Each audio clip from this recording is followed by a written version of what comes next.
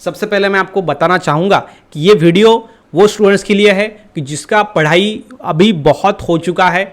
अगर एग्जाम में 100 क्वेश्चन है तो उसमें से अगर 97 क्वेश्चन उसको आ रहे हैं, 3 क्वेश्चन नहीं आ रहे, तो 3 क्वेश्चन को ये तुक्का लगा के अच्छे मार्क्स को क्रैक कर सकता है। अब जो स्टूडेंट ने कुछ भी नहीं पढ़ा वो इधर अच्छे मार्क्स नहीं ला सकता तुक्का लगा के। अगर कोई स्टूडेंट सोच रहा है कि मैं तुक्का लगा के पूरा आउट ऑफ मार्क्स ले लूँगा तो ये गलत बात है, वो हो नहीं सकता, पॉसिबल नहीं है। लेकिन हाँ, 5, 10, 15 क्वेश्चन आप आराम से सही कर सकते हो, तो इसलिए वीडियो को लास्ट तक देखना। सो हाय फ्रेंड्स, कैसे हो आप सभी लोग? स्वागत है आप सभी का हमारे यूट्यूब चैनल के ऊपर। आज का वीडियो बहुत ज़्यादा इंपॉर्टेंट है क्योंकि आज हम देखेंगे कि कैसे तुक्का लगाए। ठीक है, तो देखो, क्योंकि अभी आपको क्वेश्चन नहीं आ रहा है वो, तो आप क्या कर सकते हो?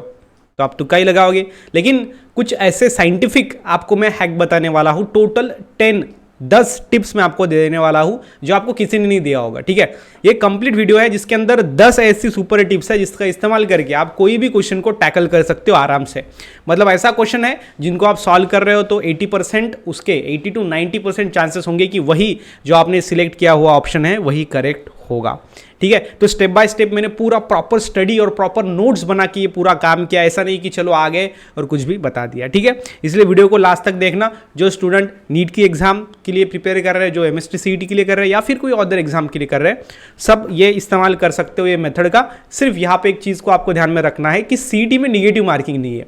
इसका कारण ये वीडियो तो सीईटी के स्टूडेंट्स को देखना ही देखना चाहिए और पूरा देखना चाहिए, क्योंकि ये 10 सुपर टिप्स बहुत ज़्यादा इंपॉर्टेंट और यूनिक है। तो चलिए फिर आपका टाइम वेस्ट न करते हुए हम स्टार्ट करते हैं हमारे आज के वीडियो को, तुक्का कैसे लगाए। ठीक है, देखो, सबसे पहला पॉइंट मैं आपको बताने वाला हूं वो है #1 इक्वल डिस्ट्रीब्यूशन ऑफ ऑप्शन। देखो, कोई भी आपकी जो एग्जाम होती है ना, वहां पे 100 क्वेश्चन अगर है तो उस 100 क्वेश्चन में जो 25 क्वेश्चन रहेंगे उसका ऑप्शन ए करेक्ट रहेगा, 25 बी रहेगा, 25 सी रहेगा, 25 डी रहेगा। अब ये 25 रहेगा ऐसा नहीं, कभी कभी यहाँ पे 23 हो सकता है, नीचे 26 हो सकता है। लेकिन आप एक ओवरऑल ध्यान में रखिए कि जो आपका पेपर होता है एमसीक्यू का, उसके अंदर जो ऑप्शंस होते हैं वो 25% मतलब नियर अबाउट उसका वेटेज वो सेम रहता है। तो अगर आपने 95 क्वेश्चन सॉल्व कर लिए, अब इस 95 क्वेश्चन जो आपने सॉल्व किए, अब आपको देखना पड़ेगा कि सी कितने बार आया है, डी कितने बार आया है, ए कितने बार आया है और बी कितने बार आया है। अगर ए ऑप्शन बहुत कम बार आपने टिक किया है तो जो बाकी के जो 5 क्वेश्चन बचे हैं आपके 100 में से 95 आपने सॉल्व कर लिए, जो 5 क्वेश्चन बचे हैं उसमें से ए ऑप्शन होने के ज़्यादा से ज़्यादा चांसेस होंगे। समझ में आ रहा है? यस। तो ये जो इक्वल डिस्ट्रीब्यूशन रहता है ऑप्शन का, उसका हम इस्तेमाल करके जो हमारा क्वेश्चन हमको नहीं आ रहा है उसको हम तुक्का लगा सकते हैं। ये रहेगा हमारा पहली सुपर टिप्स। ओके, अब ये आपको समझ में आ गया होगा। तो आप देखोगे कितने बार कौन सा आया है, कौन सा ऑप्शन बहुत कम बार आया है, तो रिमेनिंग क्वेश्चन के आंसर वही होने के चांसेस बहुत ज़्यादा होते हैं। सो दूसरी जो टिप है वो आपको यहाँ पे ध्यान में रखनी है, वो है #2 ऑल ऑफ द अबव या फिर बोथ ए एंड बी। देखो, कुछ आपको सवाल दिखेंगे जिसके ऑप्शन में ऑल ऑफ द अबव होगा या फिर बोथ ए एंड बी होगा। तो जब भी ऐसा आए तो समझ लो 95% उसकी ही प्रोबेबिलिटी है आंसर आने की। समझ में आ रहा है? यस, 95% जो प्रोबेबिलिटी है वो यही है अपने 95 आने की। ठीक है, ऑल ऑफ द अबव या फिर बोथ ए एंड बी। तो यहाँ पे आप एक सवाल देख सकते हो, आपके लिए एक सवाल हमने यहाँ पे लिया है जो कि कुछ इस प्रकार से है। यस, माइक्रोपाइल इज, देख सकते हो आप, ऑप्शन ए है आपका small pore through which water enter, small aperture where no integument are present, option C, and option D देख सकते हो all of the above. So all of the above अगर आएगा तो 95% चांसेस उसके ही है, या फिर बोथ ए एंड बी अगर आया तो। समझ में आ रहा है? यस। तो ये चीज़ क्या करनी है आपको ध्यान में रखनी है। ये रहेगा हमारा सेकंड नंबर का टिप। उसके बाद थर्ड नंबर का जो टिप है वो आपको ध्यान में रखना है, यूज लॉजिक।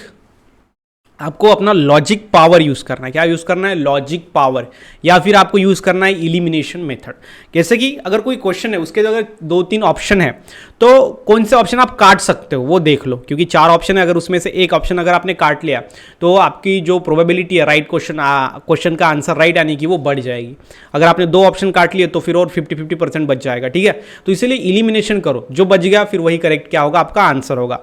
जैसे कि आप देख सकते हो, अगर आपको वैल्यू अगर ऑप्शन में है 3, 2, उसके बाद 5 और 50। अब देखो जो एक्सट्रीम वैल्यू है 50 सबसे बड़ा नंबर है, तो ये हमने काट दिया सर।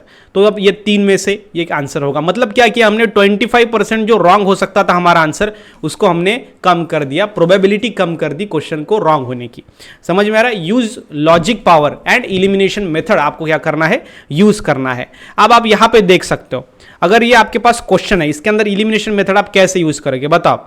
तो देख सकते हो आप यहां पे कॉमन क्या है वो देखो आप यहां पे ये कॉमन है। ओके, यहाँ पे स्टार्टिंग में देखो ये 4 और ये 4 यहाँ पे कॉमन है, ये 1 और ये 1 कॉमन है। मतलब आपका जो ऑप्शन ए रहेगा, ठीक है, वो आपका क्या हो गया, यहाँ पे कट गया। समझ में आ रहा है? यस, मतलब ये इधर से अगर हम देखेंगे तो आपको दिख जाएगा, ये option B, option C, D हमारा कैंसिल हो गया और ए हमारा कैंसिल हो गया। अब बी और सी में कौन सा आंसर है वो आपको ढूंढना है, ठीक है। तो अभी आपकी प्रोबेबिलिटी बहुत बढ़ गई है। अब आप यहाँ पे अगर ये चारों में से आपको एक भी आ गया तो समझ लो ये क्लोस्ट्रम है। क्लोस्ट्रम ये मिल्क से रिलेटेड होता है, ये मैमुलरी ग्लैंड मतलब मिल्क प्रोड्यूसिंग ग्लैंड। तो सी का क्या रहेगा, 2 रहेगा। तो आप यहाँ पे देख सकते हो ये जो आपका सी है यहाँ पे क्या है, इसका 2 है। तो इसके कारण ये जो आपका बी ऑप्शन रहेगा ये क्या रहेगा, करेक्ट रहेगा। तो हमने क्या किया है, सिंपल में कॉमन चीज ढूंढी है और एक का आंसर हमको पता था, ये 3 का आंसर पता नहीं होने के बावजूद हमने करेक्ट आंसर ढूंढ लिया है। तो इसको बोला जाता है लॉजिक। लॉजिक लगाओ, ब्रेन का पावर यूज करो, उसके साथ ही साथ आप इलिमिनेशन मेथड अपनाओ कि कौन से हम कट कर सकते हैं, ठीक है, जिससे क्या होगा, आपका राइट आंसर आने की प्रोबेबिलिटी बढ़ जाएगी। ओके सर, नेक्स्ट में देखते हैं 4th नंबर का जो हमारा टिप रहेगा वो हम यहाँ पे देखते हैं। और वो जो 4th नंबर का जो टिप है वो है, आपको क्या करना है, जो क्वेश्चन है और आंसर है वो प्रॉपरली रीड करने हैं। ये बहुत ज़्यादा इंपॉर्टेंट है, क्या करना है, रीड करना है। क्योंकि स्टूडेंट क्या करते हैं, पूरा क्वेश्चन और पूरा आंसर वो रीड नहीं करते, जिसके कारण गलती हो जाती है। तो कोई भी तुक्का लगाने से पहले आपको क्वेश्चन को और आंसर को प्रॉपरली रीड करके जाना है। अब स्टूडेंट यहाँ पे गलती कैसे करते हैं, जैसे कि ऑप्शन ए है pollen release stigma, okay, receptivity are not synchronise, anther and stigma place at different position, ठीक है। तो आपको लगता है बी करेक्ट है, आपको लगता है ए करेक्ट है, तो गड़बड़ में आप क्या करते हो, बी टिक कर देते हो। लेकिन आपको पूरा आंसर पढ़ लेना है, पूरा क्वेश्चन भी पढ़ लेना है, पूरा आंसर पढ़ लेना है पूरे। अगर आप जब आप ऑप्शन पढ़ते हो ए बी सी डी, उसके बाद डिसाइड करो कि क्या ऑप्शन आपको लगाना है। तो देख सकते हो आप सी क्या होता है, बोथ ए एंड बी। तो गड़बड़ में आपको क्या लगता है कि यार हमने तो राइट आंसर ढूंढ लिया है तो बी इसका करेक्ट आंसर है, लेकिन नहीं, पूरे सी और डी चारों जब तक ऑप्शन आप पढ़ नहीं लेते हो तब तक टिक मत करो, ठीक है। ये सबसे बड़ी चीज़ है, वो आपको ध्यान में रखना है। यहाँ पे read the complete questions and answers properly, उसके बाद डिसाइड करो क्वेश्चन का आंसर क्या होगा। ओके, उसके बाद 5th नंबर का जो पॉइंट है वो है डोंट ओवरथिंक। ज़्यादा सोचना नहीं है, ठीक है। अगर ज़्यादा सोचोगे तो क्या होगा, कई बार क्या होता है, आप तुक्का लगाना चाहते हो तो ज़्यादा सोचते हो।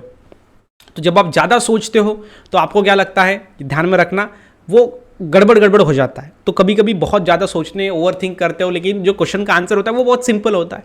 जैसे कि आप यहाँ पे देख सकते हो, ये हमारा क्वेश्चन है, bisexual flower have male and female flower on same plant. एक प्लांट पे होते हैं male and female flower on same flower, okay, on different flower and male and female on the different plant. देखिए, plant, flower, same flower, different आपको दिख रहा है। तो यहाँ पे जो बी है ना वो करेक्ट आंसर है। देखो कितना सीधा सिंपल है, mail and female on the same flower. तो कई बार आप जो सोचते हो वो नहीं होता, सिंपल ही आंसर हो जाता है। तो ज़्यादा सोचना नहीं है, ज़्यादा ओवर थिंक नहीं करना है। ओवर थिंक करोगे तो आपका जो आपने ऑप्शन डिसाइड किया है लगाने का, ओके, वो टिक करने का, वो बदल जाएगा, जिसके कारण जो सिंपल में पहली बार आपको लगता है कि यार ये करेक्ट हो सकता है, उसको आपको टिक कर देना है। नेक्स्ट में 6 नंबर की जो टिप है वो ये है, लॉन्गेस्ट आंसर जो रहेगा वही आपका आंसर होता है। मैक्सिमम बार ये देखा गया है, जैसे कि आप डायग्राम में आप देख सकते हो, यहाँ पे मैंने एक इमेज लगाया है, क्वेश्चन लगाया है, क्रॉस पोलिनेशन रिजल्ट इन। अब ऑप्शन आप देख सकते हो, सबसे लंबा कौन सा है, ये यहाँ तक है, ये यहाँ तक, ये यहाँ तक, सबसे लंबा सर ये है। तो जो लंबा आंसर इसने लिखा है पूरे सीईटी सेल ने, क्यों लिखा है, ओके, शॉर्टकट में उसको खत्म कर सकते थे क्योंकि ये राइट आंसर है ना, इसीलिए मैक्सिमम प्रोबेबिलिटी होती है कि जो सबसे लंबा आंसर है वही आपका करेक्ट आंसर होगा। समझ में आ रहा है? Yes, longest answer is your correct answer. Next में 7 नंबर की जो टिप रहेगी वो रहेगी, एग्जामिनर की तरह सोचो। जब कोई क्वेश्चन आपको समझ में आ रहा है तो उसके बाद आंसर आपको समझ में नहीं आ रहा, ठीक है, अब तक जो मेथड्स मैंने अपनाए वो कुछ भी नहीं लगाई उसके ऊपर, मतलब लग नहीं रही, अब कैसे आंसर को हम फाइंड आउट करें। तो आपको क्या करना है, उसके तरह सोचो कि अगर अगर सपोज आप यहाँ पे देख सकते हो कि अगर ये जो क्वेश्चन है इसका अगर आपने पूरा ये बनाया होता तो क्या आप आंसर कहाँ पे डालते, ए पे डालते, बी पे डालते, सी पे या फिर डी पे, ठीक है। तो एग्जामिनर की तरह सोचो, वो सबसे इंपॉर्टेंट चीज़ है। आप यहाँ पे देख सकते हो identify the incorrect statement regarding polymerase, ठीक है। तो क्या होगा आप यहाँ पे देख सकते हो।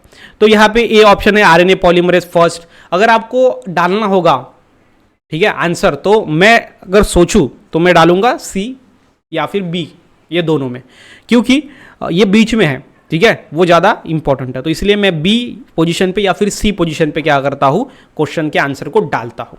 अगर आप यहाँ पे देखोगे तो सबसे अलग जो आपको दिख रहा है वो क्या है, यहाँ पे आप देखो ये आरएनए है, ये टी आरएनए है, ठीक है, यहाँ पे सेकंड है, यहाँ पे सेकंड है, ये दोनों में कॉमन भी है, इसलिए बी एंड सी में ही आंसर है आपका, बी रहेगा या फिर सी रहेगा। अब बी एंड सी में अगर मैं देखूँ तो यहाँ पे सिंथेसाइजेस आरएनए, देखो RNA polymerase second synthesise RNA, RNA polymerase second act in transcriptase. अब यहाँ पे आरएनए पॉलीमरेज आरएनए बनाता है, मतलब और देखो बहुत सिंपल हो गया ये, और ये जुड़ रहा है RNA polymerase second synthesise RNA. तो ये सबसे क्या होगा, इजीस्ट होगा, मतलब यही आपका बी क्या है, आपका करेक्ट आंसर है। ये हमने ढूंढ लिया। कैसे ढूंढ लिया, तो पहले तो ये सेकंड दोनों में कॉमन था, उसके ऊपर का जो सेंटेंस है देखो कितना easy, RNA polymerase second synthesise RNA, RNA मतलब राइबोसोमल आरएनए सिंथेसाइज करता है, यही इसका करेक्ट आंसर है। अगर कंसेप्ट पता है तो इजीली आ जाएगा, लेकिन नहीं पता है तो फिर ऐसे आप ढूंढ सकते हो। आप दिमाग लगाओ कि ये जो एग्जामिनर है वो कहाँ पे आंसर डालेगा, समझ में आ रहा है, उसके तरह सोचो। अगर आपको पूरे टिक्स अगर आपने अपनाए लेकिन नहीं आ रहा तो उसकी तरफ सोचो। अगर इससे भी काम नहीं हुआ तो आपको क्या करना है, अवॉइड नन ऑफ दिस। देखो कई बार क्या होता है, क्वेश्चन के अंदर जो ऑप्शन होता है वो नन ऑफ दिस होता है। क्या होता है, नन ऑफ दिस। तो ये जो है ये 10% इसकी पॉसिबिलिटी होती है वही आंसर होने की।